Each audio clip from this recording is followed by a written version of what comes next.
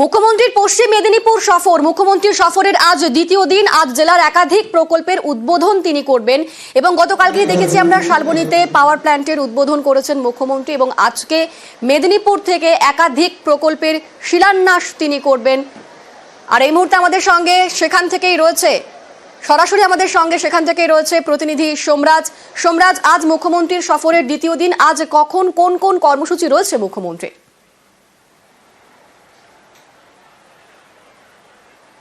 দেখো, আজও কিন্তু রাজ্যে শিল্পে বিনিয়োগের জন্য সুখবর। তার কারণ মুখ্যমন্ত্রী মমতা বন্দ্যোপাধ্যায় মেদিনীপুর কলেজ ময়দান থেকে কিছুক্ষণের মধ্যেই পশ্চিম মেদিনীপুরের গোয়ালতোড়ে যে সৌর বিদ্যুৎ প্রকল্প হচ্ছে সেই সৌর বিদ্যুৎ প্রকল্পের আনুষ্ঠানিক শিলান্যাস করবেন।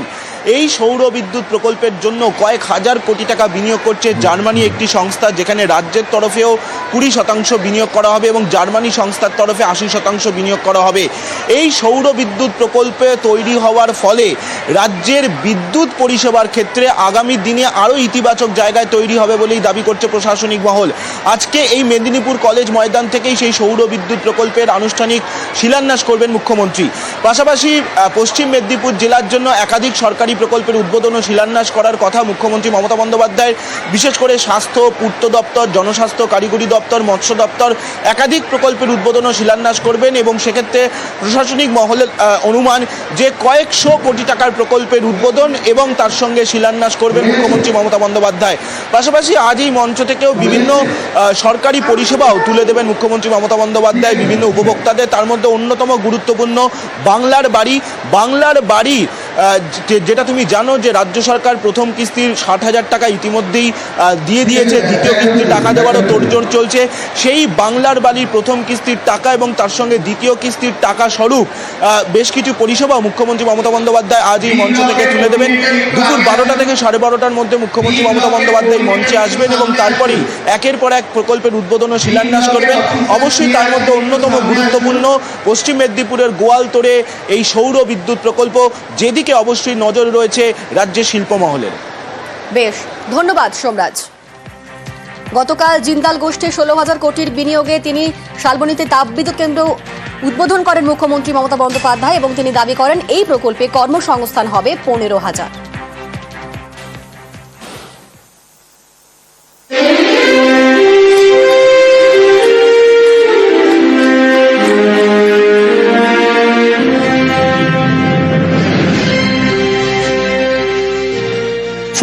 কোটি টাকা খরচা করে critical coal base thermal power plant. বাংলায় এটা একটা ল্যান্ডমার্ক প্রজেক্ট। শুধুমাত্র এই প্রজেক্টে 15,000 মানুষের কাজ হবে। সিমেন্ট কারখানার পর তাপবিদ্যুৎ কেন্দ্র। পশ্চিম মেদিনীপুরের শালবনীতে নয়া প্রকল্প জিন্দাল গ্রুপের। সোমবার শালবনীর সৈয়দপুরে এই প্রকল্পের শিলান্যাস করেন মুখ্যমন্ত্রী মমতা বন্দ্যোপাধ্যায়। এই প্রকল্পে 800 মেগাওয়াটের 2টি পাওয়ার প্ল্যান্ট তৈরি করা হবে। বিনিয়োগ 16,000 কোটি টাকা। 16,000 কোটি টাকা খরচা করে critical coal base thermal power plant 800 করে 2টি ইউনিট হবে, অর্থাৎ 1600 মেগাওয়াট হবে। Special type of eco friendly project that there will be no pollution. It is environment friendly. Need of the hour is that Eastern India, this type of project has never happened before. Shalboni land belongs to the farmers of this area.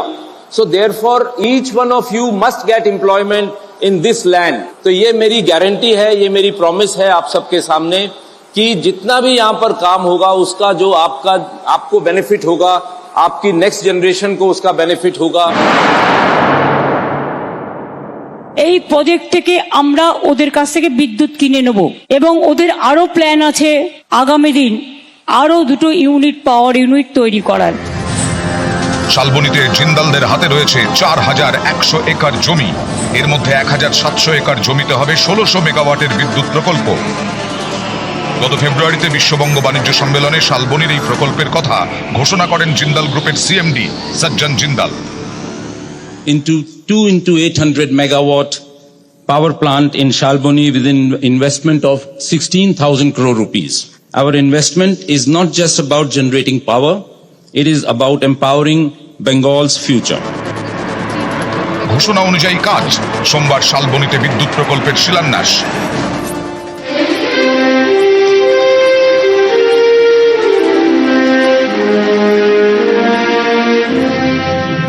West Bengal Power Department, they are also doing 5 new power projects. Santaldi, Durgapur, and also Sagardighi is nearby completion. এবং এগুলো রাজ্যের মুকুটে একটা বড় মুকুট। যত power development হবে তত কিন্তু বিদ্যুতের দামটা প্রতি পর্যায়ে আসবে, যত পাওয়ার ইনক্রিজ হবে। নিউজ 18 বাংলা।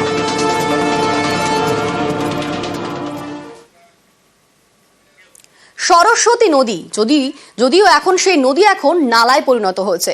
হুগলি জেলার অন্যতম প্রাচীন নদী সরস্বতী দূষণের জেরে পাল্টে গিয়েছে এই নদীর গতিপথ। আবর্জনায় ভরেছে নদী। অভিযোগ, নদীর দুই পাড়ও দখল হয়ে গিয়েছে। নদীর পাশে থাকা বহু গাছ কেটে বিক্রি করা হচ্ছে বলে অভিযোগ উঠছে।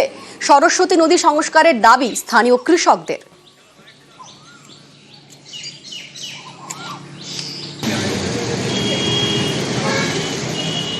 এলে তো ভালোই তো হবে, জল সবসময় টুম্বুর হয়ে থাকবে, পরিষ্কার হয়ে থাকবে জলটা, চাষেরও সুবিধা হবে, চাষবাসও করবে লোক, জমি জায়গা না ফেলে রাখবে না, চাষবাস সবই হবে, বলা বলি এই ব্যাপার, না হলেও হবে না।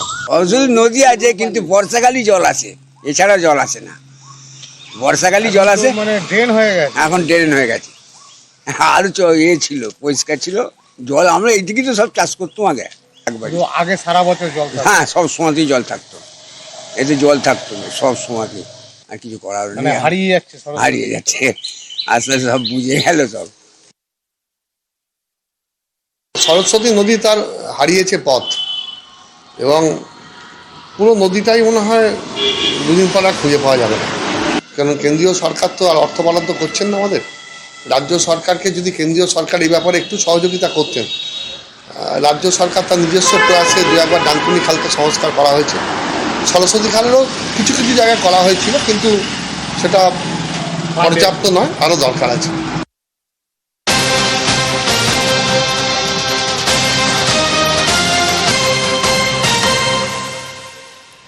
বেলপাহাড়িতে ভালুকের আতঙ্ক। বেলপাহাড়ির ভুলাভেদায় লোকালয়ে ভালুক। জোড়ামের জঙ্গল থেকে লোকালয়ে ভালুক। গত কদিন লোকালয়ে একের পর এক বন্য প্রাণী, লোকালয়ে বারবার বন্যপ্রাণী ঢুকে পড়ায় চিন্তায় বন দফতর।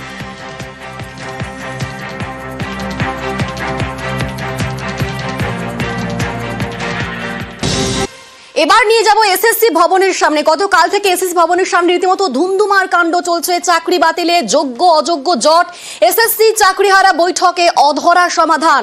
তালিকা প্রকাশের জন্য 2 দিন সময় চাইল এসএসসি। রাতভর এসএসসি ভবন ঘেরাও চাকরিহারাদের। এসএসসি ভবনের সামনেই অবস্থান, বিক্ষোভ।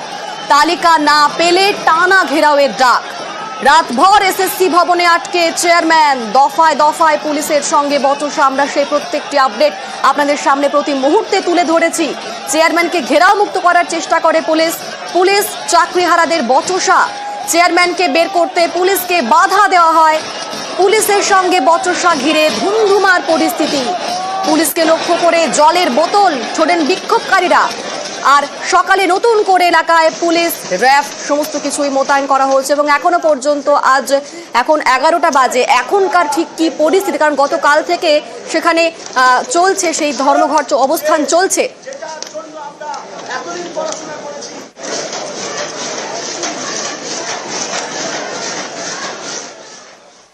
আমরা সকাল থেকে দেখেছি সেখানে কিন্তু অবস্থান চলছে। আর এখন সকাল 11টা বাজে, এখনকার ঠিক কি ছবি আমাদের সঙ্গে সেখান থেকে রয়েছেন প্রতিনিধি সুদীপ্ত বলতে পারবে। সুদীপ্ত, এখনো পর্যন্ত সকাল 11টা বাজে, এখন অবস্থান, চাকরি প্রার্থীদের অবস্থান এই মুহূর্তে কি, তারা কি বলছেন, ছবিটা ঠিক কিরকম তুমি দেখতে পাচ্ছ?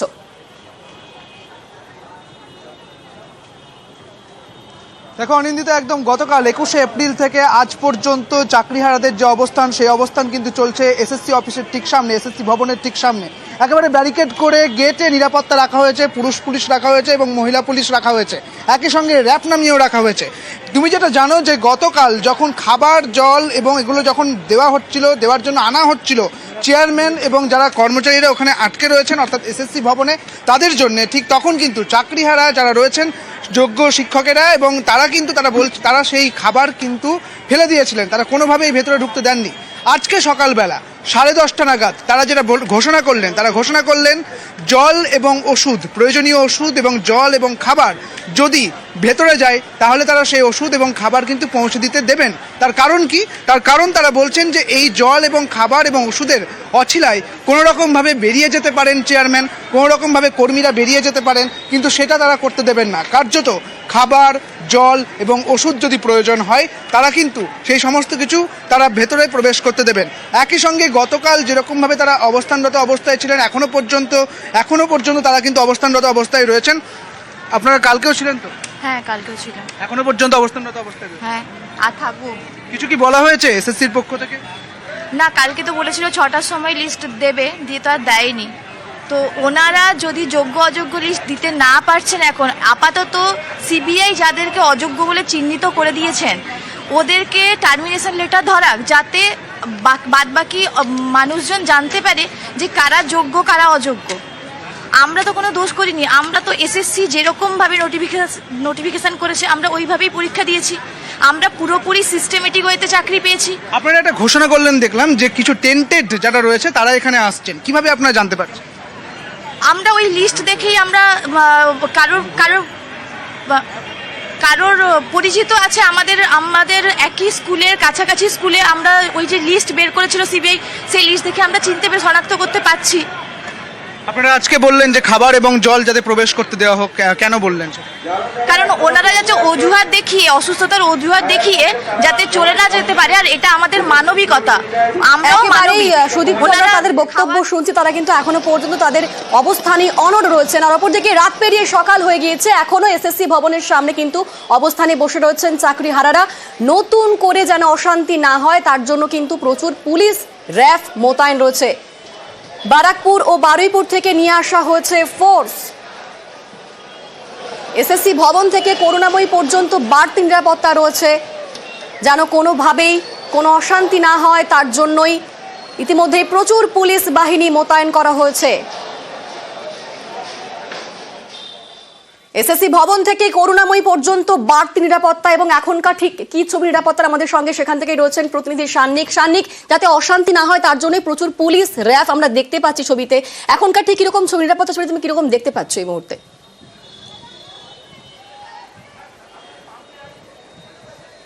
অনিন্দিতা, গতকাল রাত থেকেই পুলিশের যে ভূমিকা সেইটার ক্ষেত্রে বলতে গেলে প্রথমেই বলতে হয় 2 সপ্তাহ আগে আমরা দেখেছিলাম কসবা ডিআই অফিস অভিযানের ক্ষেত্রে পুলিশের ভূমিকা নিয়ে প্রশ্ন উঠেছিল, কিন্তু গতকাল রাত থেকে পুলিশের তরফে একদিকে যখন যারা চাকরিহারা শিক্ষক রয়েছেন তাদেরকে বোঝানোর চেষ্টা করা হয়েছে, তার পাশাপাশি অবশ্যই একটা পুলিশের কাছে এটা বড় চ্যালেঞ্জ যাতে কোনোভাবে বাইরে থেকে বহিরাগত কেউ ঢুকে অশান্তি না করতে পারে।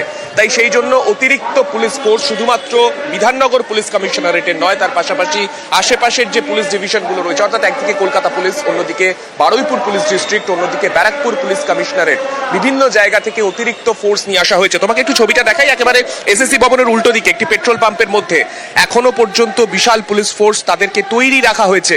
আজকে একাধিক কর্মসূচি রয়েছে অন্যান্য বিভিন্ন মঞ্চের তরফে। আজকে চাকরিহারা শিক্ষকদের পাশে দাঁড়াতে প্রচুর সমাবেশ, প্রচুর জমায়েত আজকে এই এসএসসি ভবনমুখী হবে।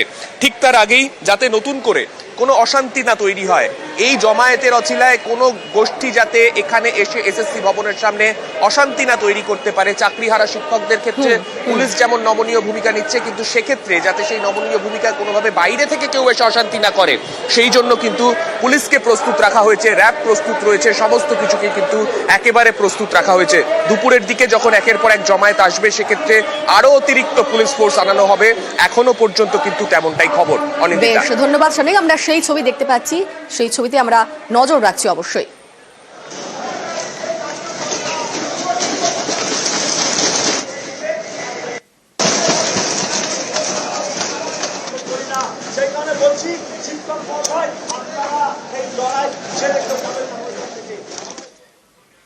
ডিরোজিও ভবনে অনশনে চাকরিহারা শিক্ষাকর্মীরা, অবস্থানে গ্রুপ সি গ্রুপ ডি চাকরিহারা শিক্ষাকর্মীরা। সুপ্রিম কোর্টের নির্দেশে চাকরি হারিয়েছেন 3400 গ্রুপ সি ও ডি কর্মী। গতকাল পর্ষদ সভাপতির সঙ্গে বৈঠকে গিয়েছিলেন তাদের 8 সদস্যের প্রতিনিধি দল, কিন্তু কোনো সদুত্তর না পেয়ে অবস্থানে চাকরিহারা শিক্ষাকর্মীরা।